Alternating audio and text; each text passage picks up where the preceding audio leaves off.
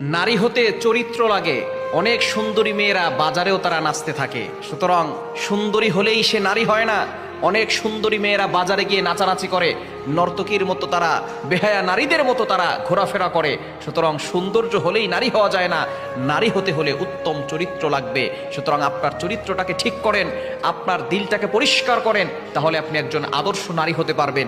যুবক ভাইয়েরা যারা আছেন, আউট বিউটি, বাহিরের সৌন্দর্যের দিকে ফোকাস না করে দেখেন মেয়েটার ভিতরে দিনদারিত্ব আছে কিনা, তার ভিতরে রিলিজিয়ন আছে কিনা, ধার্মিকতা আছে কিনা, সে আল্লাহর পথে আছে কিনা। এটা দেখেই যদি বিয়ে করেন তাহলে আমাদের সমাজের সব নারীরাই কিন্তু সঠিক পথে ফিরে আসবে।